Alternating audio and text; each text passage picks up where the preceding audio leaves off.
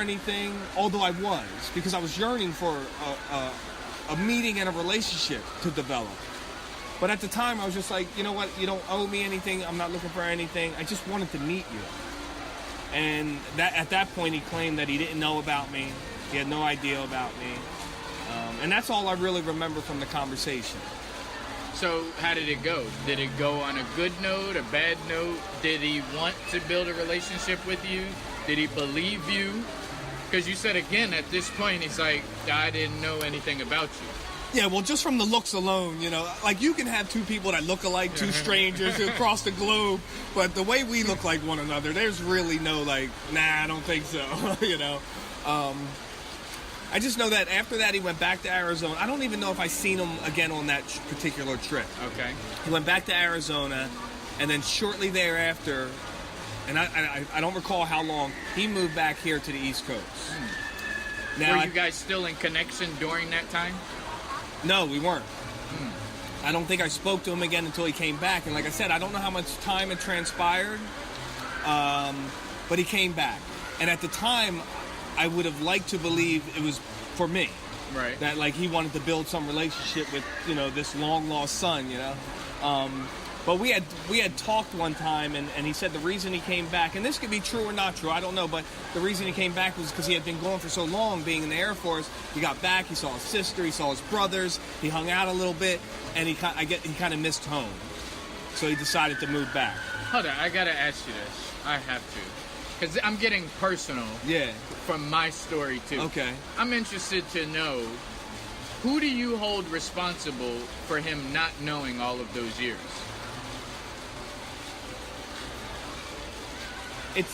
I don't know that I hold anyone responsible. Over the years, like, I go and see my sister. You don't think he knew? I do think he knew. I do think he knew because his wife knew. Now, when I go to North Carolina and I go down to stay at my sister's, I've been going down there for the last 7 years. 7 years or so, yes. Their mom is down there. They're down there. We have these discussions. Me and my sister always have these, it's like a recurring discussion about, you know, about our father. And I usually say your dad, she usually says her dad. Like, it goes, we never rarely say our father, right? But there's an understanding there. And her mother, you know, in conversation over the years, she claims that she knew. You know, they say that she knew. I mean, I was at her sister's house when I was 5 years old.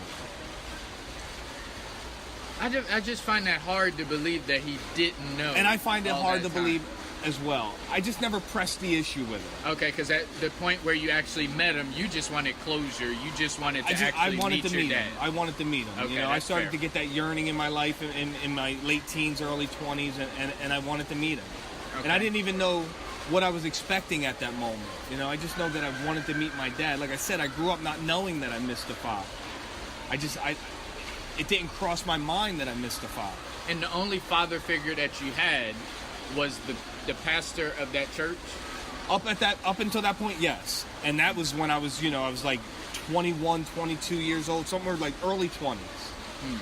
So before that, you didn't really none. have a father? No. Okay. None at all. There weren't any. There were men that came in and out of the house because my grandmother always had someone like staying there boarding, you know. Right. But other than that, there weren't any like positive father figures in my life. Okay, so now he moves from Arizona to here.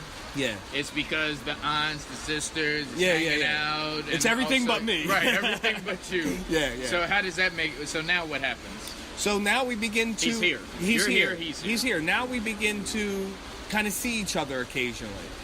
What's occasionally? Now, I don't really recall. I can't really remember how much we were seeing each other at the time because around that time, I left the church. And I told you when I left the church, I started using again. Right.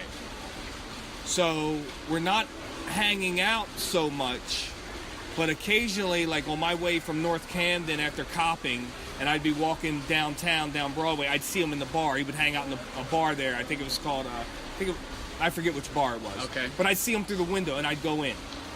And I'd sit down, and I'd have a beer, and we'd have a little talk, and then he'd throw me a little money, Okay. maybe $20 or something like Some that. pocket change. Some pocket change, Okay. but that money was going, like, I thought, okay, now I got money for tomorrow to get what I need to Get your fix. get my day started, and then I can do whatever I got to do to maintain my habit throughout the day. And that's how it went for a while. It went like that for probably about 6 months, and then my mom, I was going to go to rehab, and my mom called me. And I don't even know what kind of relationship they had. I just offered a little while ago to take my mom out because I wanted to talk to her, about some of these things. In thinking about launching my own podcast and talking about these issues, I have no info from my mom. Yeah. So I was going to sit down with her and maybe ask her some questions, try to get something out of her. Because I come from a family that they don't talk about anything. Yeah. There's everything seems to be a secret. So I don't know what kind of relationship they had. Did you set up that dinner or lunch? No, we haven't yet. Okay. We haven't yet. But at the time, my mom, go back to that, my mom called him up, because now he's back here. So my mom called him up and asked if he wanted to go with her to take me to rehab. And that's what happens. He drives and takes me with my mom to rehab, and I go to rehab. And I spent about 6 months there, and I leave. It's a 9-month program. Away or back home? No. I'm there. I stay there. It's in Bridgeton. It's not that Really? far. It's in Bridgeton. What's the name of it? Faith Farm. It's a Christian rehab. And I leave after 6 months, and I go right back to using, and I use again for like another 4 years. So my relationship with my father is sort of like what I just explained. It's not really growing. I see him occasionally. Occasionally I stop by his house where he's living with his girlfriend, chit-chat, get a couple dollars, and then I go about my business. And that's kind of like the beginning of our relationship. Him seeing me, in a state of addiction and it not really going anywhere, apart from little chit-chats and getting some money here and there. So, did you ever have that conversation with your dad where you actually, like what you was trying to do with your mom, what you're trying to do with your mom now? Did you ever have that type of conversation? Because you said when you met your dad, you was like, I don't want nothing from you. I just wanted to meet you. I just wanted to know you. But did you ask, like, pertinent questions, like detailed questions about your past?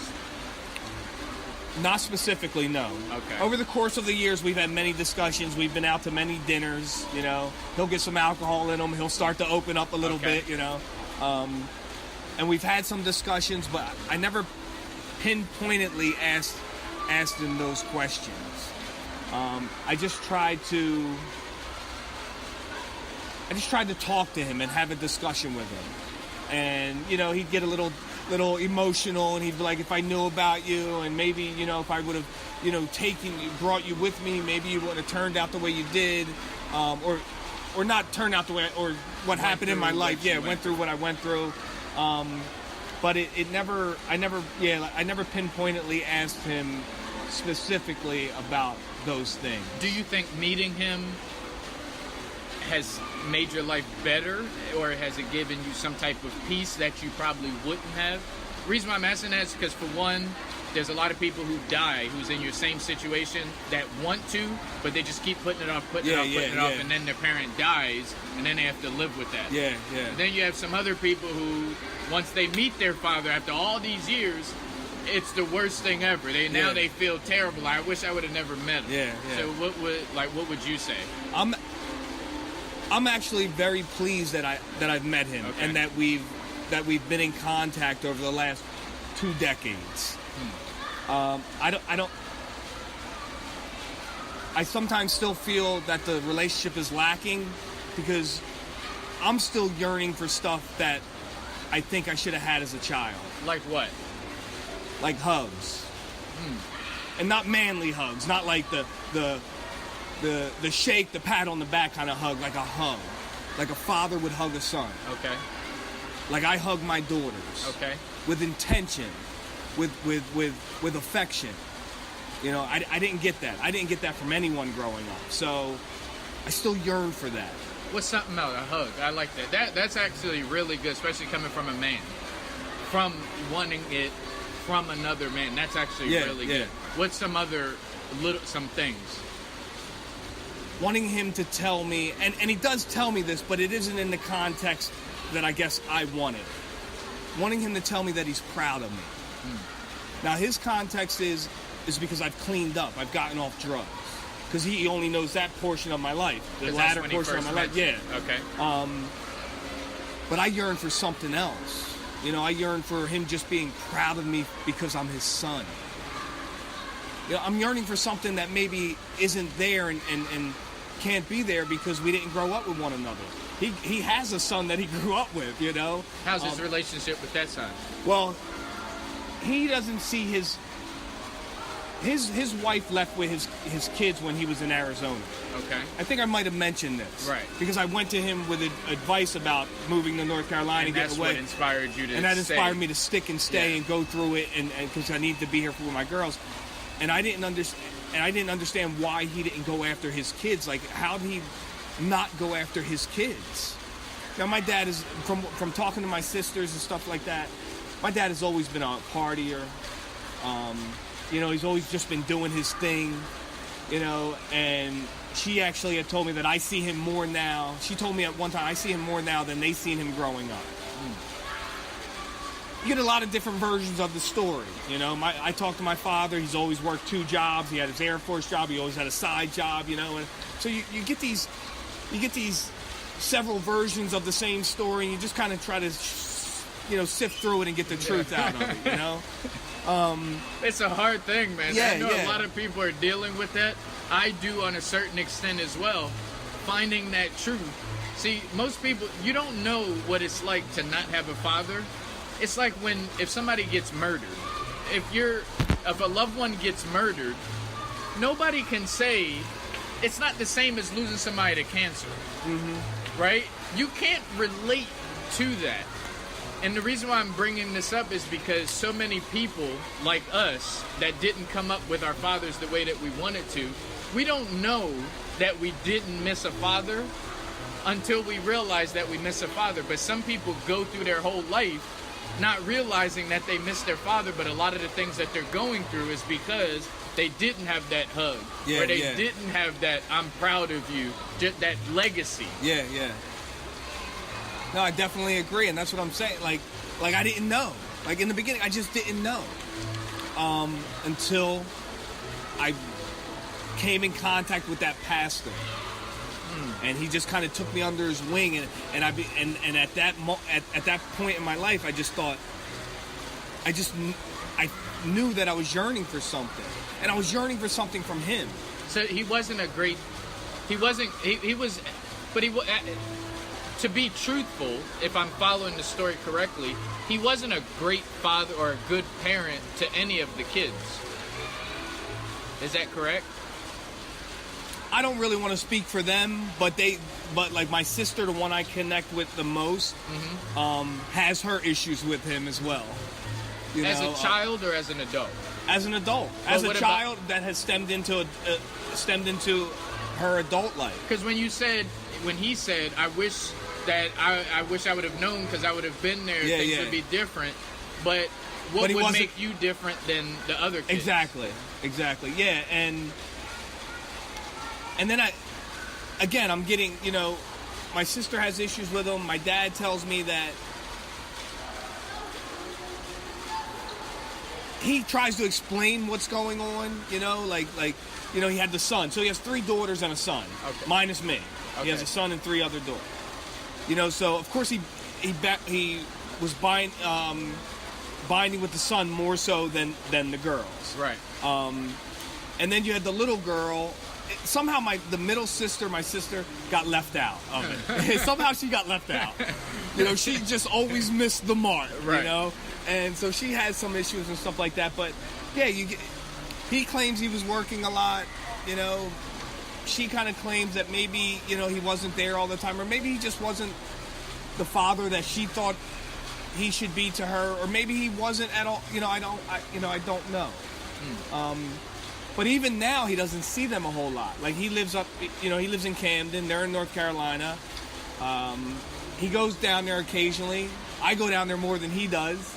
I talked to him in a couple years ago it might have just been last year. I talked to him like to go down. See, I'm telling him to go see his kid. Yeah.